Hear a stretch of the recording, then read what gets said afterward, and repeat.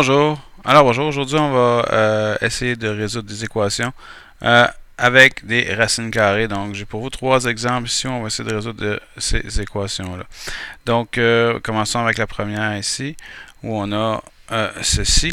Ce qu'on peut faire, c'est commencer par isoler la racine carrée. Donc isoler la racine carrée veut dire que je vais me ramasser avec ceci égal à 6 devient plus 2 de chaque côté. Et ici, comme c'est un nombre pair, ça se fait bien. Donc, je pourrais ici faire la division. Et ce serait égal à 3. Donc, deux choses à vérifier. La racine carrée ici, comme on a les fonctions, on fait vraiment une différence entre la racine carrée positive et négative. S'il n'y a rien devant, on parle de la racine carrée positive. Donc, ça doit être égal à un positif. 3, c'est parfait. Par contre, aussi, on a un domaine à respecter. Il faut vérifier si on est bien dans notre domaine. Il faut absolument toujours, dans ces fonctions-là, que 2x plus 4, et j'appelle ça ici une restriction. En fait, c'est d'aller vérifier mon domaine, le domaine de ma fonction. Donc, ma restriction, c'est que ceci doit être plus grand ou égal à 0. Donc, 2x doit être plus grand ou égal à moins 4, et x doit être plus grand ou égal à moins 2. C'est ma restriction. Je dois trouver une réponse qui va fonctionner dans ces balises-là.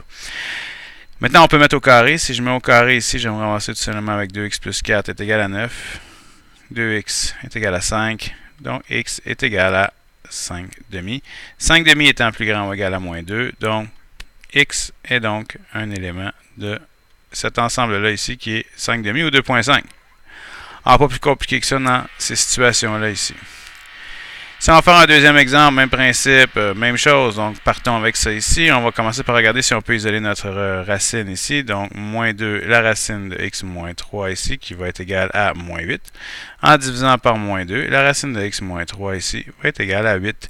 Divisé par 2, 4. Racine carrée, on parle évidemment de la racine carrée positive. Donc, 4 étant positif, j'ai aucun problème avec ça. Mais quand je vais mettre au carré ici, je vais perdre une information. Je vais aller vérifier une restriction. Une restriction qui veut que le x-3 soit une quantité plus grande ou égale à 0 à l'intérieur de la racine. C'est ça ici. Donc, x-3 doit être plus grand ou égal à 0. Donc, x plus grand ou égal à 3. On garde ça en mémoire.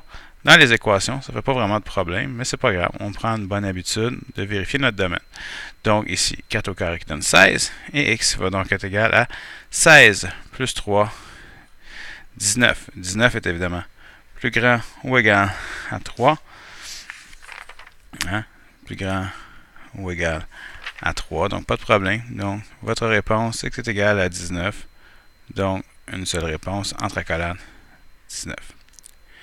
Dernier exemple, on pêchera les zéros de cette fonction-là ici. Donc, si je regarde, je vais toujours tenter d'isoler ma racine. Je vais envoyer mon moins 4 de l'autre côté. Je vais diviser par 2, qui va me donner ici, diviser par moins 2, qui va me donner plus 2. Racine positive, j'ai un plus, tout est beau. Et donc, n'oublions pas que x-3 doit être une quantité positive pour que l'intérieur de la racine existe ici. Donc, x doit être plus grand ou égal à 3. C'est ce que je garde en mémoire ici. Si je mets au carré, je vais donc avoir que x-3 est égal à 4. Donc, x est égal à 7. Et on est content avec ça. Et c'est pas plus compliqué que ça. Voilà pour les équations avec des racines carrées.